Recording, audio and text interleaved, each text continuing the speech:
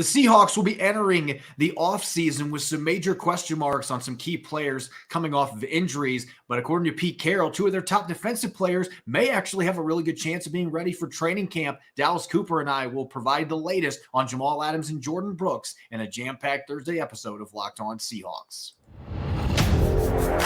You are Locked On Seahawks, your daily Seattle Seahawks podcast. Part of the Locked On Podcast Network. Your team every day.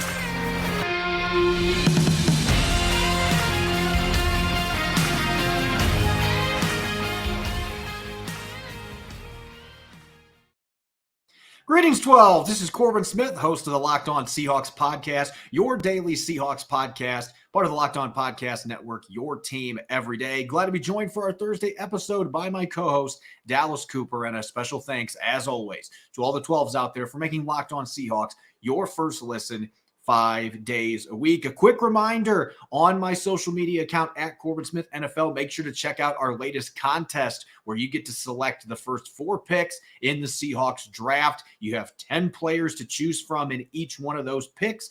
Send us your dream draft, and we will be selecting 5 of those drafts to win a PDF draft guide from our friends at R-Lads, a really awesome draft guide leading up to next week's NFL draft. So make sure to check that out. You can also submit your 4 picks on the YouTube community section as well. We're going to be taking a look at some mailbag questions today, answering all the major Seahawks NFL draft questions that you, our valued listeners, have. And we'll be taking a close look at John Schneider and Pete Carroll's press conference, their annual pre-draft press conference, some key takeaways from that. We'll be diving into those topics and much more on a jam-packed episode. So now, without further ado, for our lead story here on our Thursday edition of Locked On Seahawks, heading into their offseason program, the Seahawks, like most teams in the NFL, they have several players that are coming off of injury, namely Jordyn Brooks and Jamal Adams coming off of torn ACLs and torn quad tendons, respectively, major surgeries that landed them on injured reserve. Jamal Adams in just 1 game landing on injured reserve, missed the entire rest of the season, and Jordyn Brooks injuring his knee in late December, which of course put him up against the clock to have any chance to be back for the start of the season. And yet Pete Carroll yesterday making a very interesting comment on both of these players. Dallas, looking at his quote from yesterday, he said they're doing well. The progress is being made this week. We're getting with them again to make sure they're making progress, but everything is going fine so far and very optimistic on their sides. They really think that they'll make it, and so we'll hold a good thought. And so Carroll was asked after that, what do you mean by they're going to make it? When are they going to make it back for? And he said training camp. They have a lot of optimism, the 2 players at least do, that they are going to be ready at some point in training camp to return. Now, in the case of Jamal Adams, that would make a little bit more sense because his injury happened last September. He's 7 months removed from surgery. By the time we get to August, he's going to be almost a full year removed from that surgery. And so that one would make a little bit more sense. But Jordyn Brooks just had surgery 3 months ago. So a lot of fans responding to that very optimistic comment from Carroll, wondering there's no way that he's going to be ready. And yet, Dallas, I'm going to get your feedback on this in a second, but we have some clips of both of these players doing agility ladder work. Obviously, Jamal Adams and Jordyn Brooks are not going to be running 40-yard dashes right now, especially Brooks, only 3 months removed from surgery, but he looked pretty darn smooth in that video on the right side there. This is extremely great news for Hawk fans and for the Seahawks in general. The Seahawks desperately need both of these guys back on the defense, as both these guys being back would fill a lot of necessity in the defense. The linebacker spot, with the projections that Brooks wasn't going to be ready for the start of the season, this linebacker group was extremely thin. And even with Brooks being back, it still is sort of thin. But in a way, with Brooks being back, that makes it a lot better for John Schneider. And Jamal Adams, again, last year, it was very tragic that he only was able to play 1 game, didn't even get to finish the game, and was injured. Yet, this is what the Seahawks want. Him back for training camp. And we'll talk about this later, but Carroll and Schneider are both excited with Adams and the rest of the group of safeties they have. Yeah, this is a great opportunity to get Adams back in the mix. And we've talked about this earlier on the show on several episodes. A torn quad tendon is a very difficult injury to come back from. And I've seen athletes in numerous sports. Victor Oladipo in the NBA is one that stands out to me immediately. I don't feel like he has ever been the same player since he came back from that injury. And I think he originally suffered it with the Indiana Pacers, but he's been with several teams since then, and there's been flashes where he's looked like his old self, but it hasn't been consistent. And you see that a lot of times with guys coming back from this injury. But that doesn't mean that guys can't return to form either. There's plenty of examples of players that have had this injury that make the full recovery, and once they're back on the field, they're making plays and they look like they did before the injury. So it is a tougher one to come back from than a lot of injuries out there, but I am encouraged by what I've seen. And Jamal Adams has made sure to post a lot of video clips over the last 2.5 months showcasing the progress that he's making. And you got to believe, I know that athletes say they tune out the news, but you have got to believe that he has been seeing the comments from fans. It's time to move on from Jamal Adams. The injuries, the money, how much we gave up to acquire him. Let's just cut our losses. You can't tell me Jamal Adams hasn't seen those things. And so right now he is taking notice of it. He wants people to see, hey, I'm going to be back. I'm making progress. So I'm really encouraged that he's going to be ready, especially with his timeline being 7 months removed from surgery. I expect he's going to be ready. And you mentioned with Jordyn Brooks, I would be hesitant to say that I expect him to come back that quickly, even with the comments that Pete Carroll made yesterday. And yet seeing the way he was moving through that agility ladder, that is very encouraging, because typically that's something you see 4 months, 4.5 months out. For him to be moving that fluidly, that is a really good sign of where his recovery is already at. And we've seen players make it back in 7 or 8 months from that injury. It's rare, but we've seen guys do that, the Adrian Petersons of the world. And so there's a chance that he could be ready to go in mid-August. And as Carroll emphasized yesterday, they are going to be cautious with both of these players. But at the same time, these guys are both dynamic playmakers, and this defense badly missed Adams for most of the season. And certainly Brooks, the end of the year, not having him in the playoff game, getting him back. I just thought the way that Carroll was talking about his excitement of finding ways to play Bobby Wagner, Devin Bush, and Brooks together yesterday, that told me that this was not just coach speak and just coach optimism, that they truly believe that maybe there is a chance that they're going to have all three of these guys available to them early in the year. And it does give a lot of flexibility, not just with the safeties and Adams, but what they can do with their linebackers who all have varying skill sets in Bobby Wagner, Devin Bush, and Jordyn Brooks. Each of these linebackers bring the various skill sets. As you said, Bobby Wagner at this point is more of the hammer. He's more of the physical linebacker. You have Devin Bush, who's more of the rangy linebacker. Oftentimes is going to be on the weak side, more tasked with more coverage opportunities. Yet Jordyn Brooks seems to be the guy, and he was a first-round pick. Let's remind everyone on that, because he's a blend of both of them. And that's the idea, the potential of that. A potential of Jordyn Brooks is a blend of both of them. Now, I'm not saying that he's going to be better than Bobby Wagner, as Bobby Wagner was one of the best linebackers of the generation. Yet the potential of Jordyn Brooks is there. Coverage, range, physicality, block shedding, it's all there with Brooks. He just needs to put it together.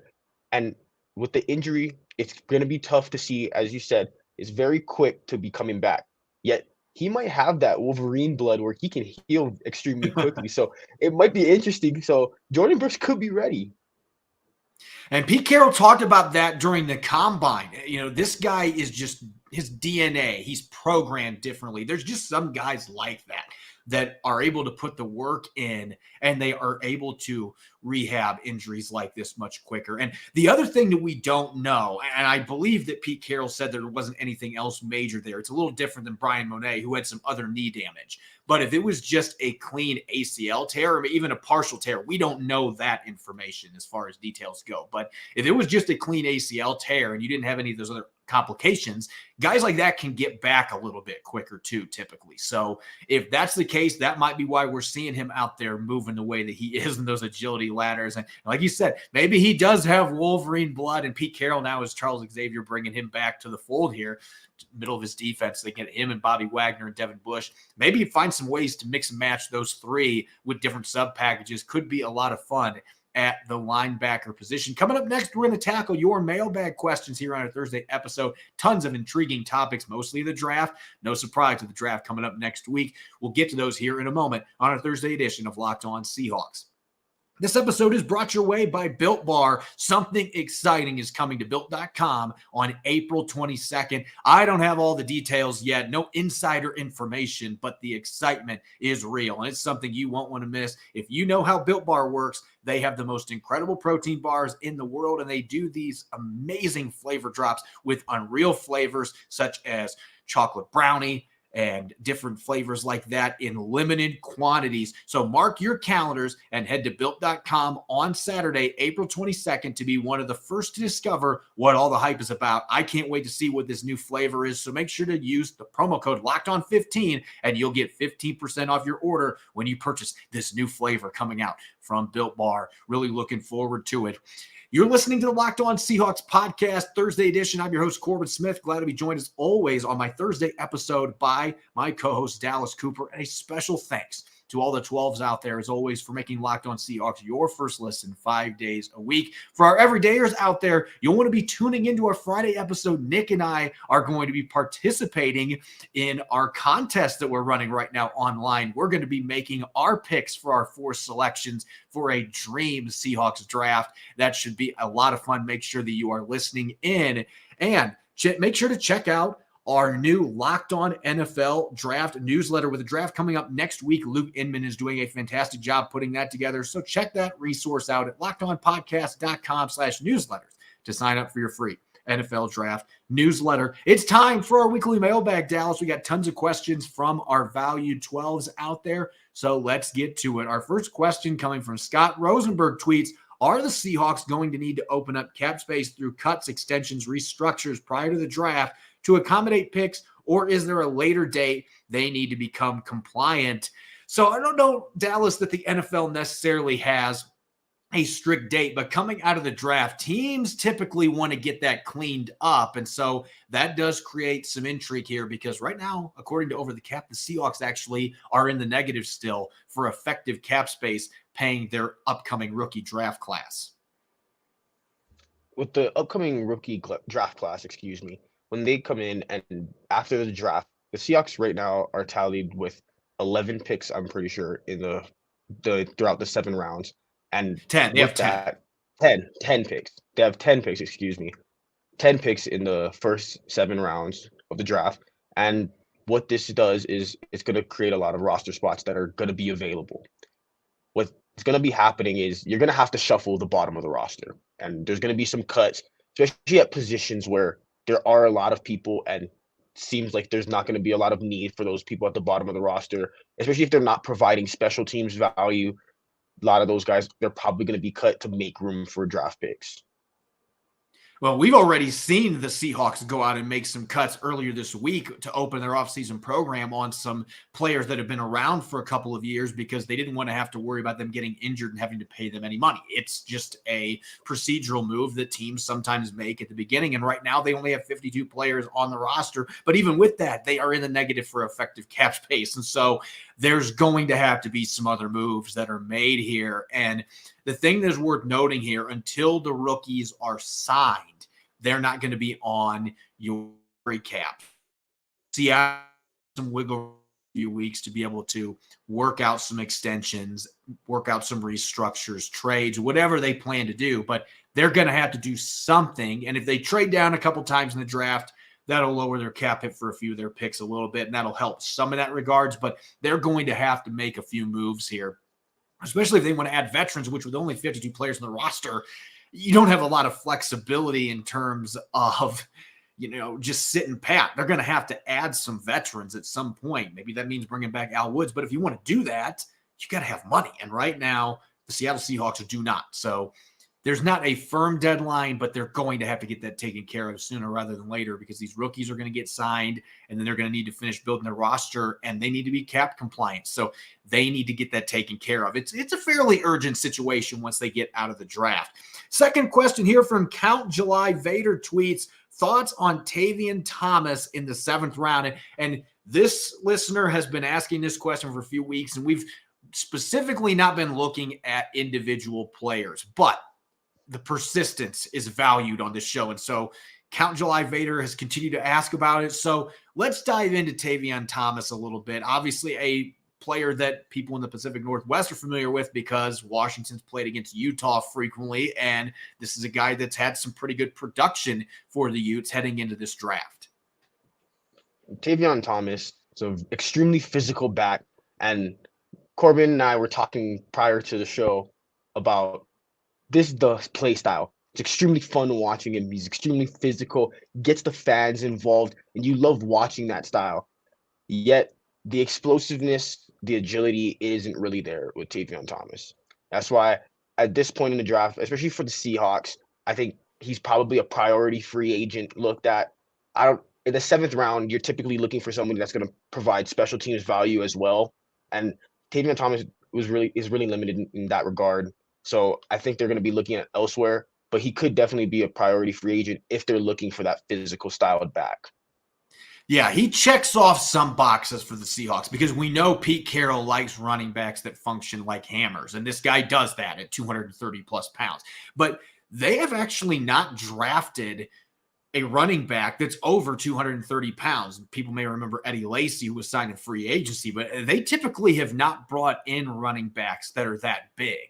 Rashad Penny was listed at under 230, ended up being 235. But normally they don't draft guys like that. They're looking for players in that 210 to 225 range that are athletic, that are physical, but aren't necessarily the biggest running backs in the class. And so I don't know necessarily that Thomas would be a player that jump out, especially because, as you mentioned, I don't see the burst and the explosiveness. He could be a really solid short yardage back. And so for that reason, I could see Seattle, especially the fact they only have 2 running backs in the roster right now. They're probably going to be signing 2 or 3 of them as priority free agents. He could be one if he doesn't go in the draft. There may be some teams that end up picking him late on day 3, but I don't know that he's necessarily a fit for the Seahawks. We'll have to wait and see, though, because he does have that physical style. They could use a change of pace back in those short yardage situations. Maybe that is a guy that they take a flyer on in the 7th round, but I'd be kind of surprised just because he doesn't check off a lot of the other boxes that they've necessarily looked for at the running back position. Matt G tweets, which is the most likely need position for the Seahawks that they won't fill in the draft and why? And this is a really interesting question because we've talked about the fact there's only 52 players on the roster. There's a lot of needs, but what would be the need that maybe has the best chance of not being filled in this draft class? To me, the need that everyone's talked about, that probably to me, if there was one position that wouldn't be filled in the draft, probably linebacker. And specifically because linebacker, the class being so thin. I'm projecting that linebacker in the mock drafts, a lot of these linebackers are getting selected 2nd round, late 2nd round, 3rd round. I don't think that's how it's going to go in the real draft. When the draft happens, I think because of the class being so limited, they're going to be picked a lot higher. And with that, with the value being where it's at, I don't think the Seahawks are going to choose a linebacker that high in the draft. It's interesting because if we had this discussion 2 or 3 weeks ago, I probably wouldn't have said linebacker on this because of the free agency situation, but Bobby Wagner gets signed. And then now the news that Jordyn Brooks might be ready for training camp. Suddenly that group is looking pretty formidable. If you have those 2 and Devin Bush there, at least in the short term, all 3 of them are slated to be free agents next year though. So you got to be looking towards the future too. So I could still see them picking a linebacker. I'm going to surprise people a little bit with this one. We've talked so much about the edge defenders in this class, and I think it's a very solid group. But I look at what Seattle has on the roster right now. If Will Anderson is there at 5, you run to the phone and you make that selection. Maybe Tyree Wilson's a player that you consider doing that with too. But I don't think the Seahawks are going to be pressed to draft an edge rusher here. There's a lot of fans that think they need to pick multiple edge rushers. You're going to have Darrell Taylor back, Uchenna Nwosu back. Boye Mafe, I think, has a chance to make a big jump in year 2. Allen Robinson's going to be back. And really my X factor here is Tyreek Smith because I loved what I saw in the couple of practices that he played in training camp last year. And then his hip was just bugging him. They decided to sideline him for the year to get healthy. But I think he's a player that they have very high hopes for, at least as a rotational player. in that 3-4 defense. And so those are some things to consider. So I expect that they will draft an edge at some point, but if they don't get Will Anderson or they don't go with Tyree Wilson, it might be a while till they pick one. They might wait until day 3 and really invest in the interior defensive line, some of the other needs they have on their roster. So I can see that happening. I guess I just don't view it. It's a need, but I don't view it as a major top 3 need for this team compared to, say, defensive tackle or linebacker in the long term, interior offensive line, running back. I mean, there are some positions that I think stack up more in terms of you need to go get some players right now for this roster than necessarily the edge position. James Files tweets, do you think Nolan Smith could be moved to off-ball linebacker and be a difference maker at that position? I feel he may be too small to be an effective edge rusher in the NFL. That is a very warranted question with a guy that's under 240 pounds and is also a freak athlete. Nolan Smith, to me, if anything, if you're going to try and use him as an inside linebacker, I think the guy to look at and to model the style after would be Micah Parsons. In terms of he's going to provide versatility. Maybe on rundowns, you want to use him as an off-ball linebacker, and then on third downs specifically, or second and longs, pass downs, you want to bring him to the edge and let him rush the passer. Yep. That could be really, really something that you're looking for. Yet, to me, I think Nolan Smith highly compares to a guy like Hassan Reddick from the Eagles. I think he's a very good edge rusher, and to me, he's very strong for his size. Multiple times, there are multiple clips of pulling linemen trying to kick him out, and he absolutely stands up these guys who are about 100 pounds more than him. And Nolan Smith is a guy that is just explosive. And as you just talked about, explosive athlete, he is, to me, a Hassan Reddick type. A guy on the edge that is going to win with speed, and he's just going to make tackles' lives miserable. Yeah, I just personally, I've kicked around the idea of moving him to off-ball linebacker because we're talking about a guy that runs below a 4.4. He has the speed and the athleticism and fluidity, and he's also a high-character guy. This guy could learn the new position. I just think that he has a chance to be a better NFL edge rusher than he was a college edge rusher because I just feel like Georgia's system, obviously it works. They've won 2 national championships, and they rotate guys in. There were some injuries there for Smith, but I didn't see him really blossom as a pass rusher there, and yet you watch the tape and you see enough flashes that you feel like in an NFL scheme that accentuates his strengths more as that 3-4 outside linebacker that he's going to be able to get after the quarterback more, and I love his run defense. He is stout at the point of attack, setting the edge. He's physical. He plays tough-minded football, and so while I think he could easily play off-ball linebacker once he made that adjustment, I think that you're wasting his biggest strengths. I think he is still an edge, and I like him in that 3-4 outside linebacker spot. Last question coming from Marco tweets, and this is one that is actually maybe going to get me a little bit fired up today, but we'll see where you stand on this. What's with the dipping popularity for Tyree Wilson as the 5th pick? What has happened in the last couple of months? That is a very good question, Dallas. Tyree Wilson. Honestly, Corbin, we were talking about this before the show. We couldn't tell you what happened. Nothing's changed. Everyone knew about the foot injury. Nothing's changed about the player. Nothing come out that he's done terrible in interviews or done really good. Nothing's really coming out about him. He's the same thing. It's the same thing. I don't understand why all of a sudden he was the sexy pick at number 5 a couple months ago. And then all of a sudden, as you said, pitchforks are out when Tyree Wilson is mentioned at number 5. And again, people are questioning scheme fit and everything. But at the end of the day, your scheme fit, you draft the best player you think there is. Screw the scheme fit. If he's the best player and you think he can be productive in said scheme, you'll make the scheme fit him. If he's that guy, you will make the scheme fit him.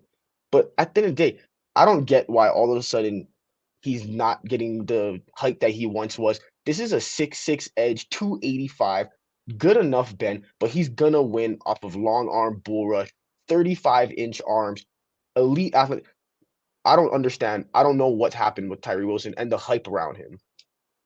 Yeah, it's funny because I have always viewed him as kind of a fringe top 5 guy that I could see him being worthy of that pick. And at the same time, I could see him falling to 7, 8, 9. I think he is clearly a top 10 talent in this draft. But I look at some of the counter arguments that are being made for picking him. I've seen some people comparing him to LJ Collier. I don't know where that is coming from. You couldn't talk about two different athletes and players than these two guys. LJ Collier never had the burst or the athletic traits that Tyree Wilson has. And he, quite frankly, he never had the production that Tyree Wilson had in his college career at Texas Tech. So let's scrap that argument. That makes absolutely no sense.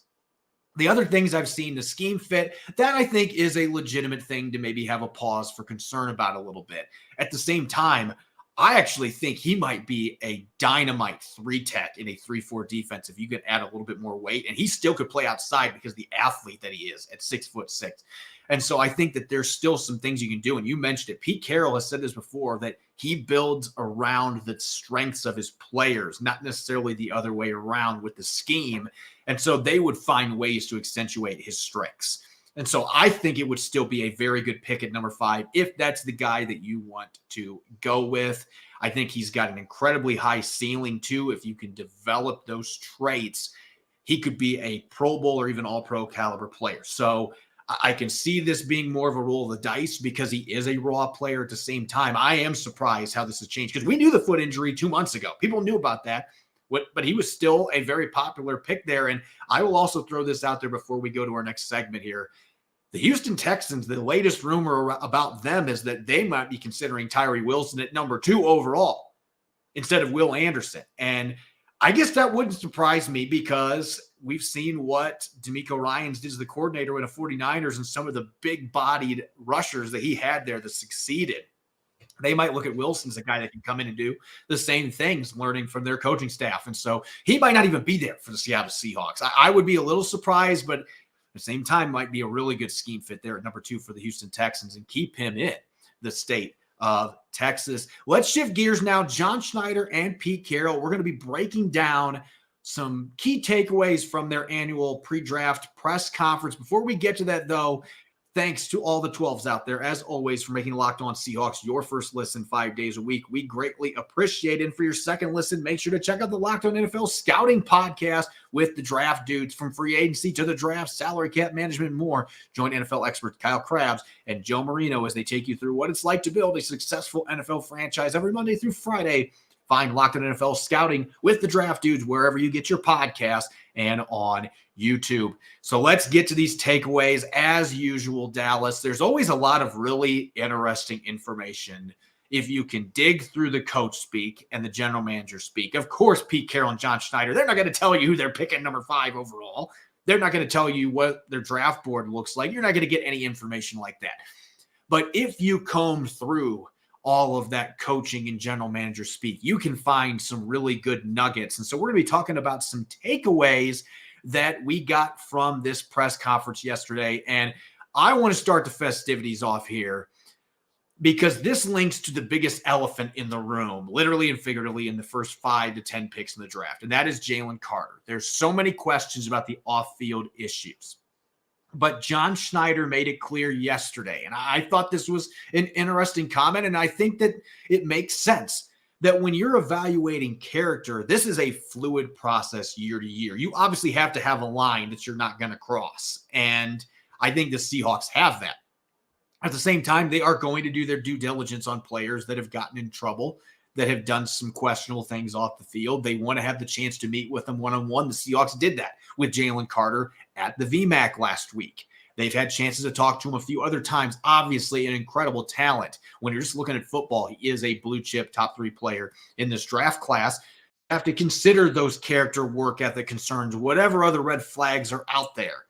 But as John Schneider said, it really boils down to things change every year. Every situation is completely different. We learned early on, or I did. I don't want to speak for Pete, but I learned early on that you can never say this is the way it is and that's how we're going to move forward. I mean, I think you can back yourself into a corner. And I think he was referencing there 2012, he made a comment that they were not going to draft a player that hit a woman, which obviously that's a standout comment. You hope your team isn't going to be picking players like that.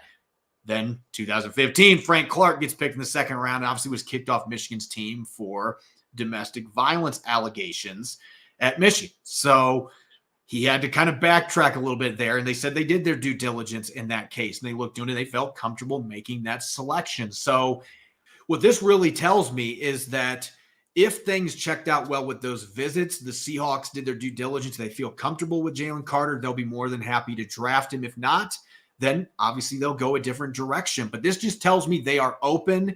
They're open-ended on these situations, that not every situation is going to be, or every situation is going to be unique from the sense of character evaluation. Definitely. John Schneider, every situation is unique, and he's learned that over the last 14 years as he said that.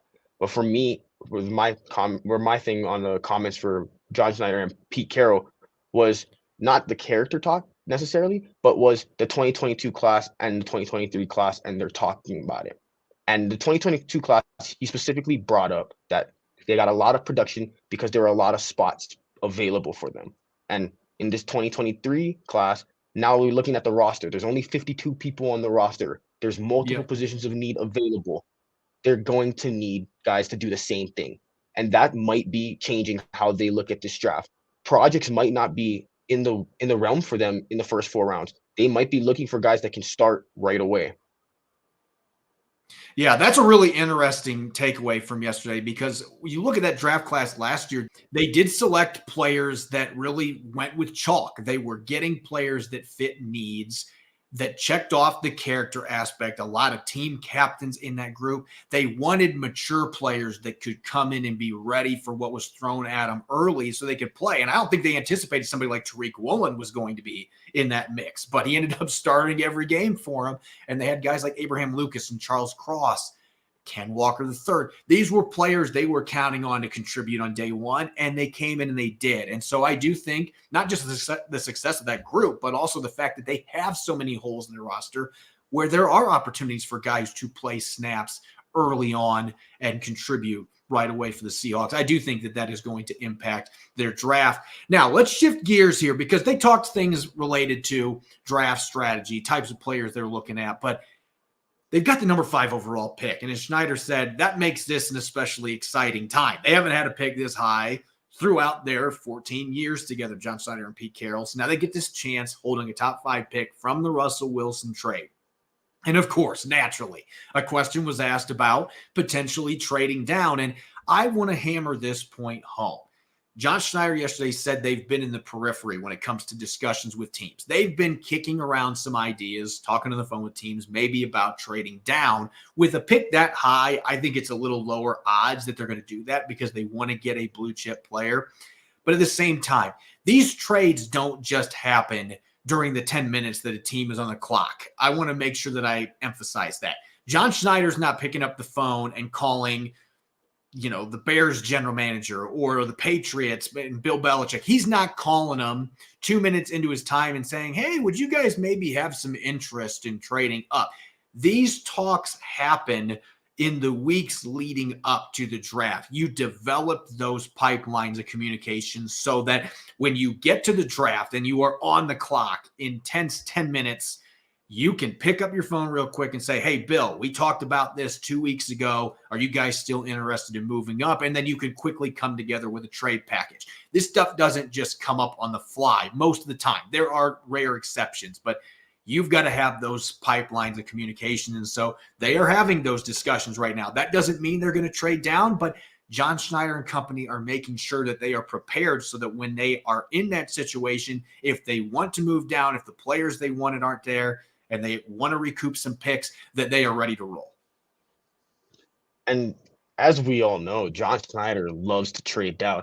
So that's very interesting to see, especially with, this is one of the rare times, as you said, that they have a top 5 pick. The first time that they had a top 5 pick, and they finally get the chance to have that. So the trade down will be an interesting proposition. But in terms of the draft at number 5, or in the draft in the first round in general, Coach Carroll talked about meeting with the quarterbacks, and they did the selfie tour with all the quarterbacks, and that went viral along Twitter. Everyone saw that. Oh my God, the Seahawks are going to select Bryce Young. There was CJ Stroud. There was Anthony Richardson. They were doing this QB tour, and it was amazing to see. But Coach Carroll in the press conference talked about how the quarterbacks were the focus, but they definitely weren't the only players that they were looking at. Now, let's start off with Bryce Young at Alabama, who's another player that is in talks at first round at University of Alabama, right? Will Anderson. And then you got CJ Stroud. Now you got guys like Jackson Smith and Jigba also projected in the first round that they could potentially take, and they were definitely looking at him at the pro day.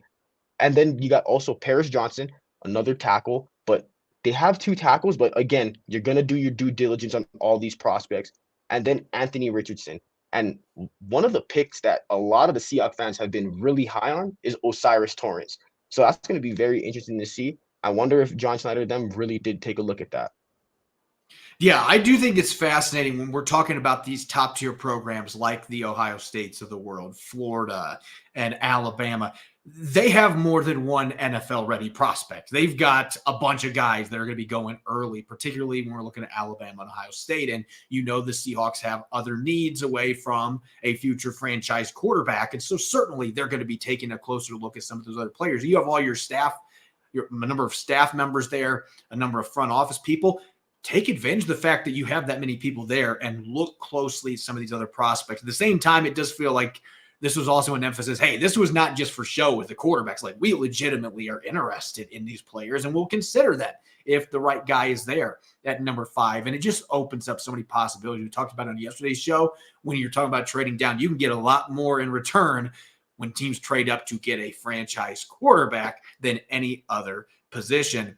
Capping off our takeaways, let's talk personnel real quick, because, of course, most of the discussion is on the actual draft, but there's going to be plenty of questions about the roster coming out of free agency and getting into the draft process. And I thought it was interesting that Pete Carroll made it clear yesterday, hey, we've made some moves along the defensive line. They've gotten some work in. They like some of the additions they have, but he knows, and John Schneider knows, that this is far from a finished product with that defensive line. There's a lot of work to do getting this group ready, especially after releasing Jared Hewitt early this week. They have 3 defensive tackles on the roster right now that are healthy. Jaron Reed, Draymond Jones, your 2 free agent additions, and Miles Adams. Brian Monet's coming off a torn ACL and other knee injuries. He might not play for most of 2023. So this is a glaring hole for them, just the interior defensive line in general. You have a fun starting lineup with what they have there at the 3 techs, but you don't have a nose that's healthy. And so it goes back to that salary cap discussion. Pete Carroll and John Schneider asked about having only 52 players. Schneider said, hey, this is a repercussion of the salary cap situation they're in. That's why they have 52 players. It's a consequence of where they're at with how aggressive they were spending money in free agency on players like Draymond Jones and Jaron Reed and Devin Bush. And then on offense, bringing in Evan Brown. I mean, the moves they made were wise ones for the most part, and they're going to help the roster. But they've ended up in this position where they don't have much financial flexibility, and you've got very few players in that defensive line. So they acknowledge, hey, there's a long way to go. And I think that was obviously I expected him to say that, but I think that is telling that you could just sense in the body language that Pete Carroll knows, like, I like the players we have there, but we're a long way away from having what we need at that position group. And they've got to be wondering how they're going to get there. Draft's going to obviously help, but you want some other veterans there. Again, it goes back to the discussion earlier. You're going to have to find ways to open up cap space. And this does go back to the spending in free agency and how aggressive they were. And we're talking about how limited they are in financial flexibility. Yet with the safety group, I think it's more about positional flexibility with them and versatility. And Coach Carroll, during the press conference, talked about how he wants to make sure that each safety, the offenses do not know what each safety's responsibility is each play. And that's really interesting to hear, because Julian Love has experience at outside cornerback, slot cornerback, free safety, strong safety, box safety, sometimes even blitzing. He has versatility. Jamal Adams, as Seahawks fans all know, Swiss Army knife, was used in multitude of ways, and he's going to be good at all of those ways if he can be back from injury. And then Diggs, prior to coming to the Seahawks, had experience at slot corner with Detroit, then comes to the Seahawks, becomes the free safety. All of these players, the 3 safeties that are priority for playing time, all 3 of them have versatility, and that's going to be key for the Seahawks. Oftentimes, we talked about earlier this show that we're talking about the 3 linebackers and how they were flexible enough to maybe have all of them on the field, while the 3 safety lineup really could be a thing. And Coach Carroll seems extremely excited about it. Yeah, he has been for a couple of years, and they haven't been able to see it come to fruition because of the injuries. And Ryan Neal obviously helped them out. Now he's in Tampa Bay. But if they can keep those 3 players healthy, they all have the ability to play all over the formation. And it does make things difficult for opposing quarterbacks because you're like, okay, who's my free safety? Who's my strong safety? And who's my slot? And if you're going to be able to move Quandre Diggs around some, I'm really fascinated to see what they do. They've got a long way to go to figure that out, especially with a newcomer like Love coming in, who they obviously know well, or they wouldn't have signed him.